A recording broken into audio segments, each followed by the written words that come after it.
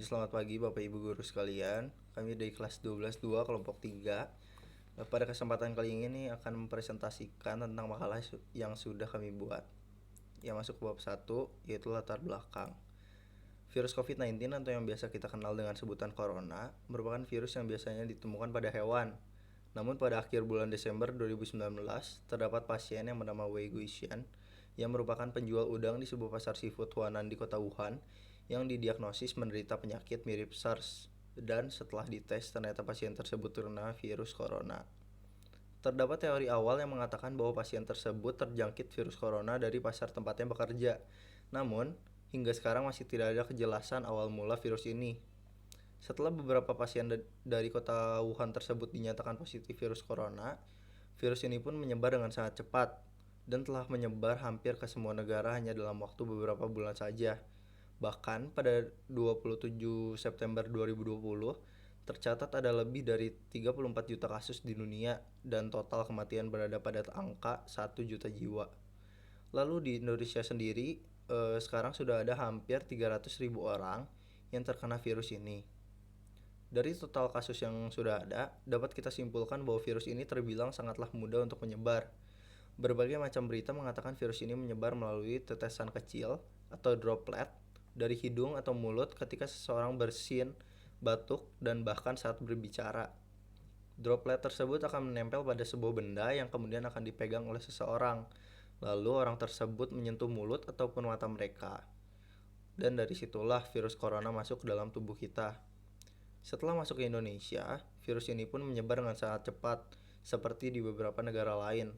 Namun, terdapat faktor lain yang menentukan virus ini akan menyebar cepat atau tidaknya, yaitu kesigapan pemerintah dalam bertindak.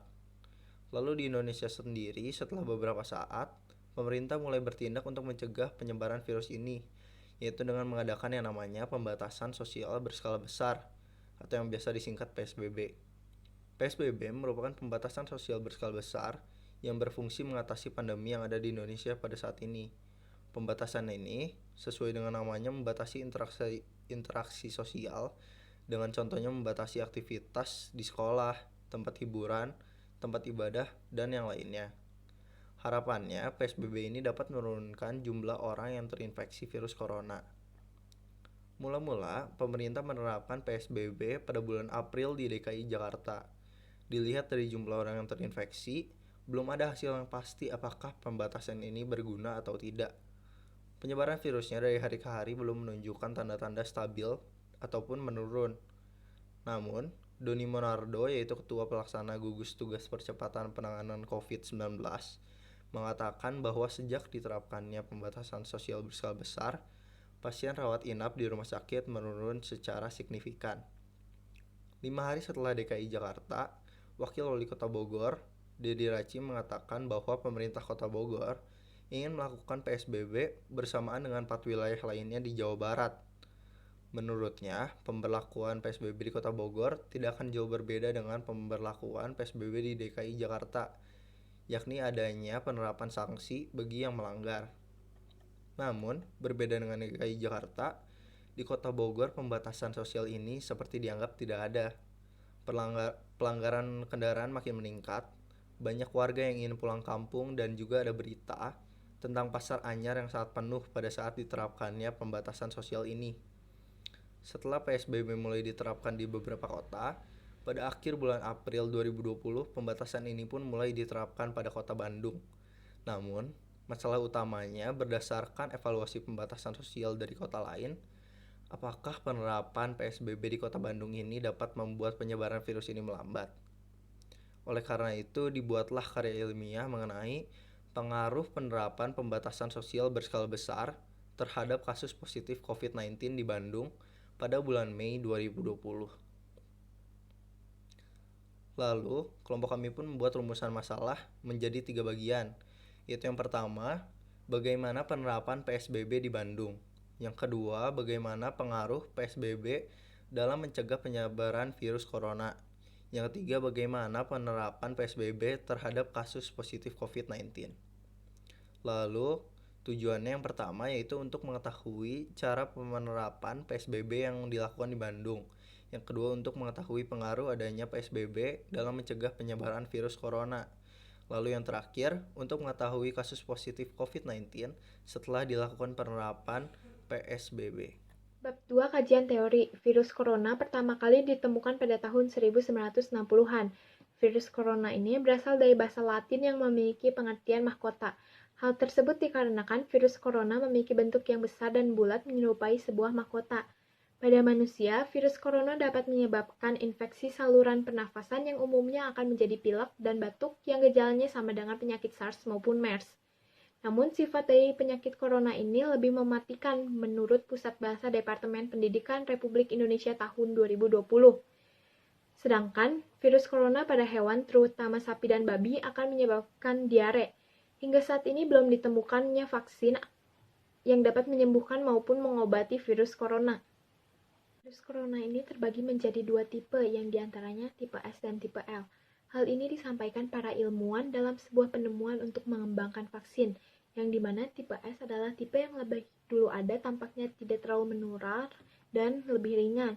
Sedangkan tipe L adalah tipe yang baru keluar di kemudian hari. Orang-orang yang terjangkit virus corona biasanya mengalami gejala seperti sakit kepala, penciuman berkurang, nyeri otot, batuk, sakit tenggorokan. Namun di sini ada 6 tipe virus corona yang membedakan. Yang pertama ada tipe flu-like tanpa demam, yang dimana orang itu tidak disertai oleh demam. Yang kedua, tipe flu-like dengan demam, yang dimana orang tersebut yang terjangkit akan disertai dengan demam. Yang ketiga yaitu gastrointestinal, yang dimana orang yang terjangkit oleh virus corona tersebut tidak disertai dengan batuk. Yang keempat yaitu parah tingkat 1, yaitu fatigue, yang dimana orang yang terjangkit virus corona akan mengalami kelelahan secara berlebih. Yang kelima yaitu parah tingkat 2, yaitu kebingungan. Orang yang dengan gejala ini, mereka akan kebingungan pada saat terjangkit oleh virus corona. Yang keenam yaitu parah tingkat 3. Orang dengan parah tingkat 3 akan mengalami sesak nafas, diare, dan nyeri lambung. Selain itu, pembatasan sosial berskala besar atau PSBB merupakan pembatasan kegiatan tertentu penduduk dalam suatu wilayah yang diduga terinfeksi penyakit atau terkontaminasi sedemikian rupa untuk mencegah kemungkinan penyebaran penyakit atau kontaminasi.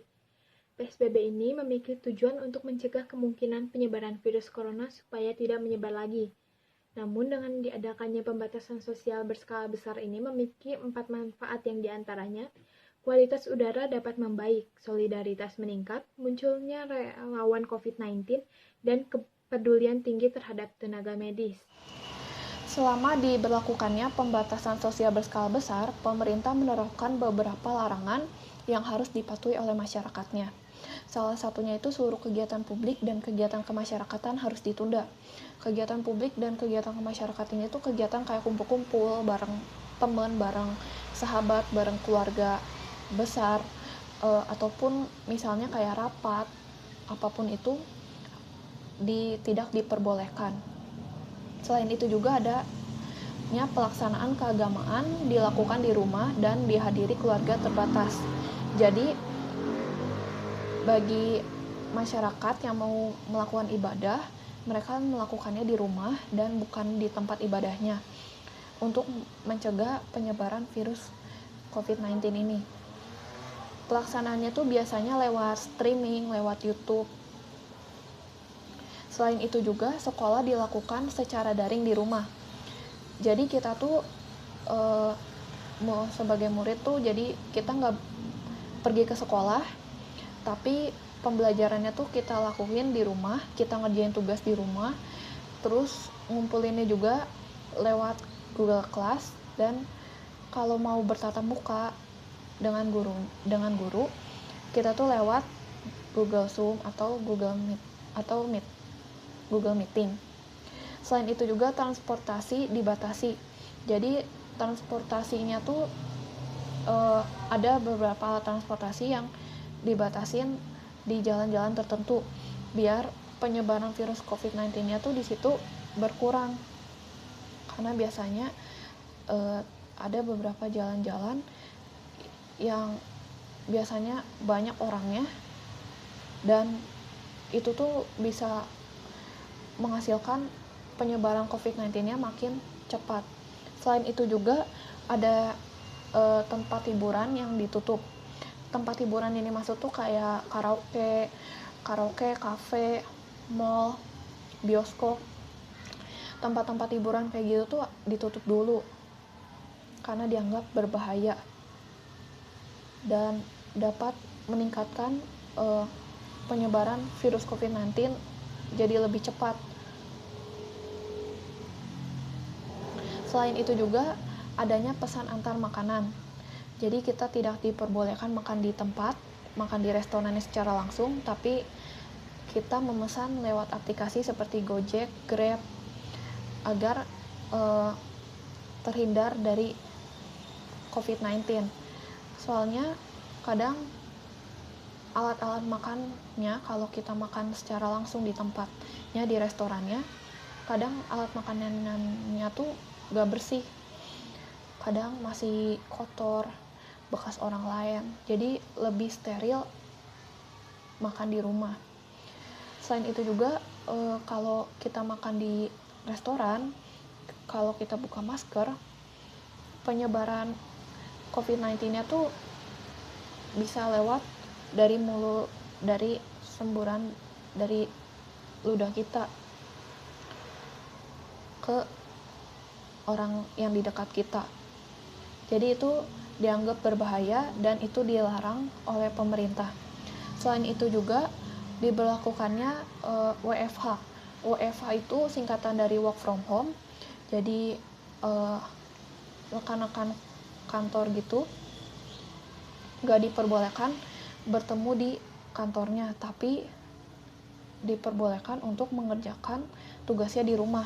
Jadi mereka bekerja dari rumah, mengerjakan tugasnya, pekerjaannya juga di rumah. Terdapat beberapa jenis-jenis pembatasan sosial berskala besar berdasarkan sumber dari yang kami dapat dari info publik. Yang pertama yaitu kegiatan hanya diizinkan beroperasi 50%. Di sini tuh pembagian sektornya yang diizinkan untuk beroperasi itu ada 11 sektor, yaitu kesehatan, bahan pangan, energi, komunikasi, TI, keuangan, logistik, perhotelan, konstruksi, industri, strategis, pelayanan dasar, utilitas publik, serta objek vital nasional dan kebutuhan sehari-hari. Pada periode 10 April sampai 3 Juni 2020, semua sektor itu tuh diperbolehkan berjalan 100%, asal melakukan protokol kesehatan yang dianjurkan pemerintah. Namun setelah perkembangan COVID-19 semakin menyebar, akhirnya sektor-sektor tersebut diizinkan hanya beroperasi 50% selama PSBB transisi. Selain itu juga ada jenis yang hanya perkantoran tertentu yang diizinkan beroperasi dengan kapasitas 25-50%. Jadi aktivitas perkantoran itu terbagi jadi dua, ada yang diizinkan beroperasi dengan kapasitas 25-50, namun juga ada juga yang dilarang beroperasi, jadi maksudnya work from home, bekerja dari rumah. Selain itu juga perkantorannya terbagi menjadi 4 sektor, yaitu kantor pemerintahan pusat dan daerah, kantor perwakilan negara asing dengan fungsi diplomatik, BUMN atau BUMD yang bergerak pada penanganan COVID-19 serta pemenuhan kebutuhan masyarakat, TAN, dan kantor organisasi kemasyarakatan yang bergerak pada sektor kebencanaan dan sosial. Jadi selama pembatasan sosial berskala besar atau PSBB, kantor pemerintahan yang bekerja di kantor pemerintahan hanya diperbolehkan bekerja maksimal kapasitasnya 25% sesuai dengan surat edaran Kemenpap RB di zona merah, karena saat itu Bandung sedang zona merah. Untuk 3 jenis kantor lainnya tetap diizinkan beroperasi dengan kapasitas 50% serta memenuhi protokol kesehatan. Selain itu juga ada jenis di mana aturan di ruang publik. Kegiatan di ruang publik seperti tempat rekreasi, taman, dan sekolah atau institusi pendidikan ditutup total.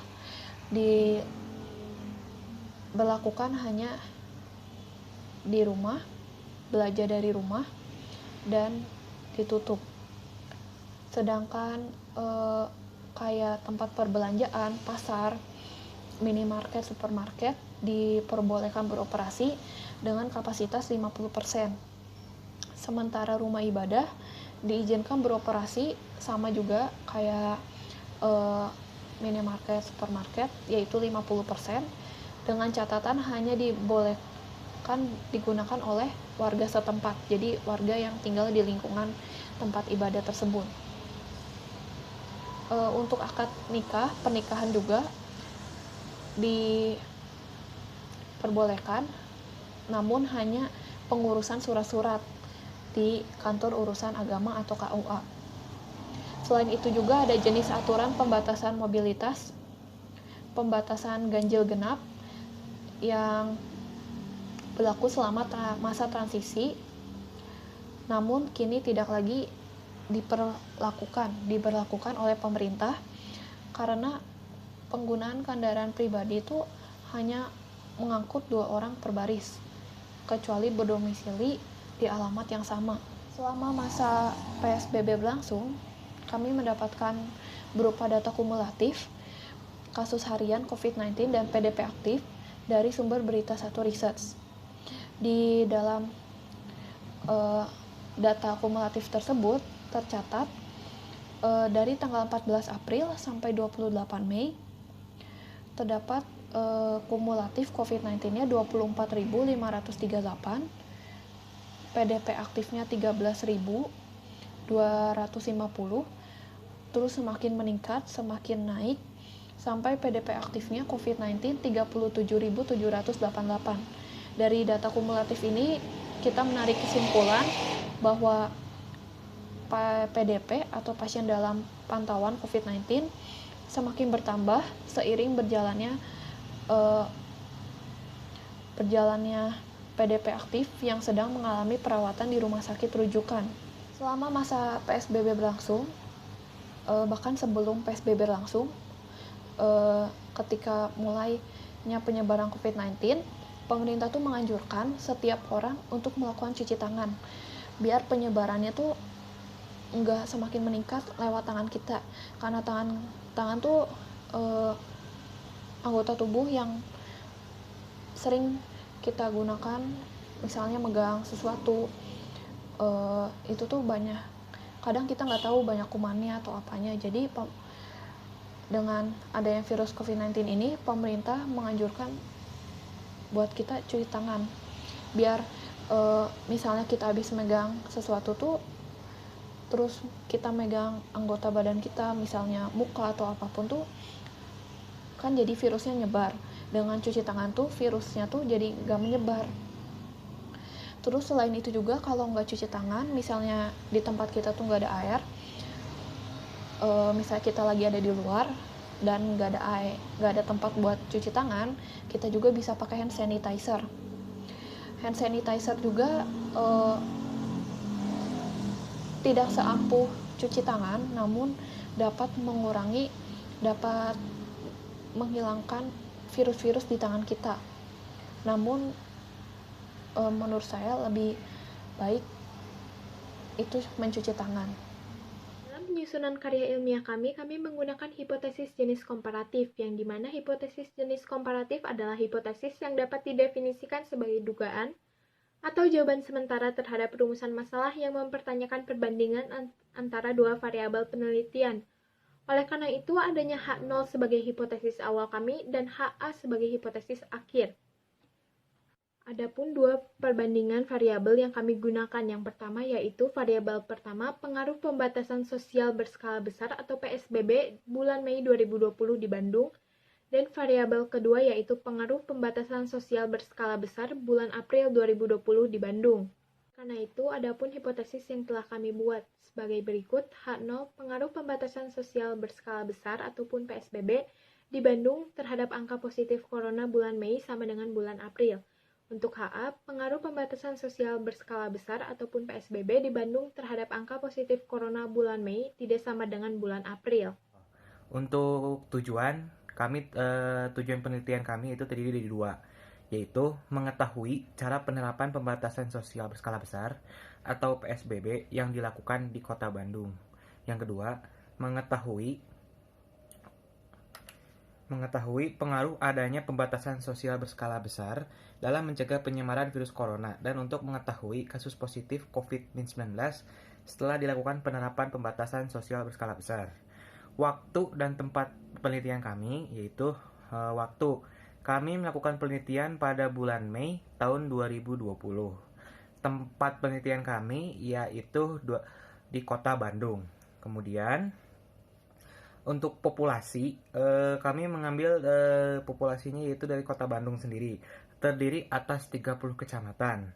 Nah, sampel penelitiannya dari 30 kecamatan tersebut, kami dibagi dan diambil sebagian menjadi 10 kecamatan. Dalam metode penelitian ini, kami akan menggunakan metode kuantitatif, di mana data yang kami peroleh dari 10 kecamatan di Kota Bandung akan kami olah dengan cara menghitung persentase jumlah orang yang terinfeksi pada masa PSBB dengan persentase jumlah orang yang terinfeksi pada masa sebelum PSBB. Lalu kedua persentase tersebut akan kami bandingkan supaya kita dapat melihat pengaruh penerapan PSBB di Kota Bandung. Instrumen penelitian yang kami gunakan berupa dokumentasi atau data. Kami menggunakan data untuk menghitung pengaruh penerapan PSBB sebagai variabel bebas dengan angka positif kasus COVID-19 pada bulan Mei di Kota Bandung sebagai variabel terikat. Setelah kami memperoleh data-data tersebut, kami akan menganalisis data tersebut. Teknik analisis yang kami gunakan berupa analisis kuantitatif, di mana perhitungannya P sama dengan X per Y kali 100%. P sebagai persentase terinfeksi, X sebagai orang yang terinfeksi, dan Y sebagai orang yang berada di wilayah tersebut. Nah, sekarang kita masuk ke bab 4, yaitu hasil penelitian. Di sini kami menggunakan 10 kecamatan Kota Bandung, tepatnya pada bulan April sebelum PSBB diberlakukan, dan pada bulan Mei saat PSBB diberlakukan. Nah, dari tabel yang dapat dilihat di sini, di Kecamatan Lengkong pada bulan April, jadi 5 kasus. Dan pada bulan Mei-nya, jadi 1 kasus. Di Kecamatan Andir pada bulan April, jadi 17 kasus. Pada bulan Mei-nya, jadi 3 kasus. Di Kecamatan Antapani pada bulan April terjadi 6 kasus, pada bulan Mei-nya jadi 5 kasus. Di Babakan Ciparai pada bulan April terjadi 13 kasus, pada bulan Mei-nya tidak terdapat kasus sama sekali. Di Kecamatan Bobatu pada bulan April terdapat 7 kasus, pada bulan Mei-nya tidak terdapat kasus sama sekali. Di Kecamatan Sukajadi pada bulan April terdiri 5 kasus. Namun pada bulan Mei-nya terjadi 5 kasus lagi. Di Kecamatan Racamanik pada bulan April jadi 9 kasus. Dan pada bulan Mei-nya terjadi 1 kasus. Di Astana Anyar pada bulan April terdapat 14 kasus. Dan pada bulan Mei terdapat 2 kasus. Di Kecamatan Bandung Kidul pada bulan April terdapat 4 kasus. Dan pada bulan Mei terjadi 1 kasus. Di Kecamatan Bandung Kulon, pada bulan April terdapat 22 kasus, dan pada bulan Mei-nya terdapat 3 kasus. Nah, dari 10 kecamatan di tabel ini, kami hanya menggunakan 5 saja untuk dibahas. Setelah mengumpulkan semua data yang kami butuhkan, lalu kami melanjutkan dengan menghitung dan menganalisis datanya per hari. Gunakan metode kuantitatif dengan rumus P sama dengan X per Y dikali 100%. Dan hasil yang kami dapatkan dibuat lagi dalam sebuah diagram. Contohnya di sini adalah diagram dari Kecamatan Lengkong. Berdasarkan tabel di atas tadi, pada bulan April di Lengkong, terdapat 5 kasus. Namun, setelah ada PSBB di bulan Mei, jumlah kasusnya berkurang hanya menjadi 1 kasus saja. Jumlah kasus dan persenan perharinya pada bulan April, yaitu di hari kedua, terdapat 1 kasus yang mencapai 0,0014%. Pada hari ke-10, terdapat 1 kasus juga yang mencapai 0,0014%. Pada hari ke-14, terdapat 2 kasus yang mencapai 0,0028%. Pada hari ke-26, terdapat 1 kasus lagi yang mencapai 0,0014%. Nah, dari keterangan yang didapat, dapat disimpulkan bahwa penerapan PSBB jalan sangat efektif untuk mencegah penularan COVID-19 di Kecamatan Lengkong. Nah, selanjutnya adalah di Kecamatan Andir. Di Kecamatan Andir, pada bulan April, terdapat 17 kasus. Namun setelah ada PSBB pada bulan Mei-nya, jumlah kasusnya berkurang, hanya menjadi 3 kasus saja. Pada hari ke-11, terdapat 1 kasus yang mencapai 0,0097%. Di hari ke-15 juga, terdapat 1 kasus yang mencapai 0,0097%. Di hari ke-21, terdapat 1 kasus lagi yang mencapai 0,0097%.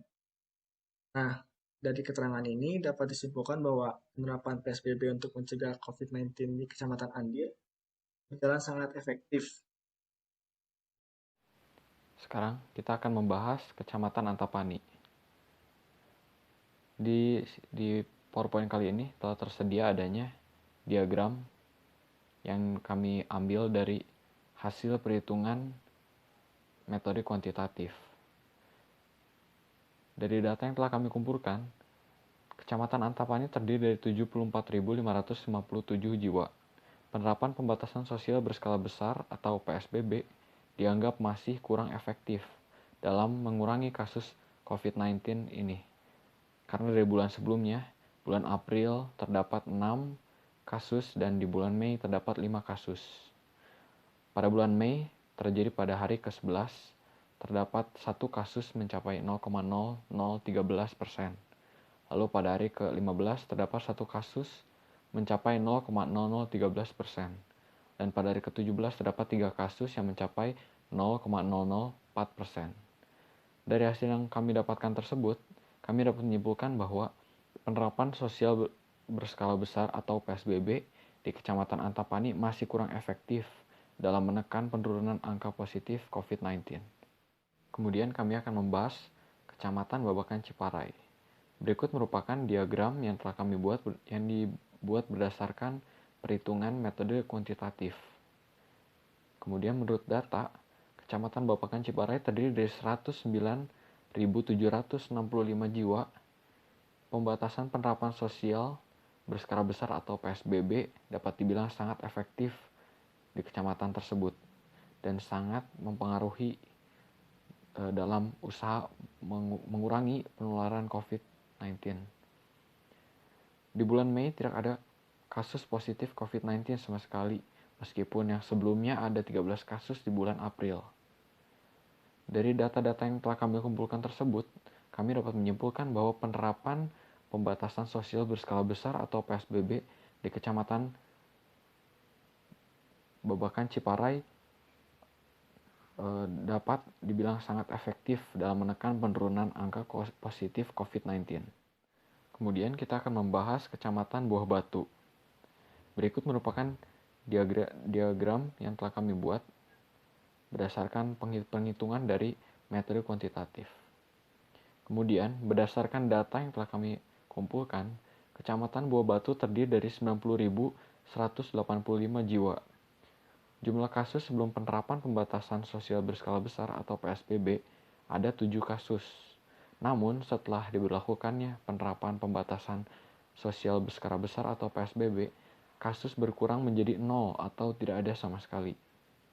Setelah diberlakukan penerapan pembatasan sosial berskala besar atau PSBB, pada bulan Mei di Kecamatan Buah Batu, jumlah kasus berkurang dari 7 kasus menjadi 0.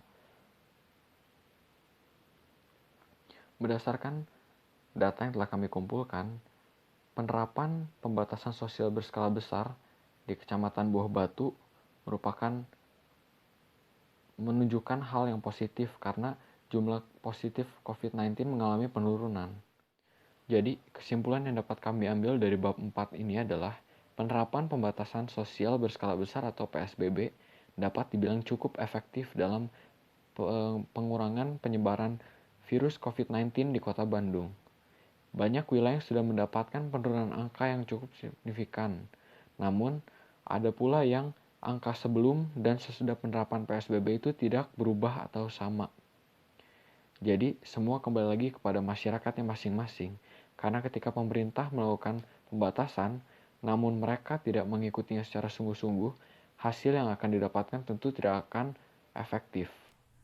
Pada kesimpulan, penerapan pembatasan sosial berskala besar dikatakan sangat efektif dalam mencegah virus corona terus menyebar. Selain itu, penerapan pembatasan sosial berskala besar juga berhasil dalam mengurangi peningkatan kasus positif COVID-19 di Kota Bandung. Adapun saran yang dapat kami berikan, yaitu perlu dilakukannya metode penelitian yang lebih lanjut dengan memberikan pertanyaan secara langsung bagaimana pandangan masyarakat dan ahlinya tentang penerapan pembatasan sosial berskala besar di Kota Bandung. Ya, sekian presentasi dari kelompok kami tentang makalah yang sudah kami buat. Kami mengucapkan terima kasih kepada guru pembimbing kami, Bu Leni, dan juga guru-guru lain yang sudah menyertai kami hingga kami berhasil menyelesaikan makalah ini dengan tepat waktu. Sekian dan terima kasih.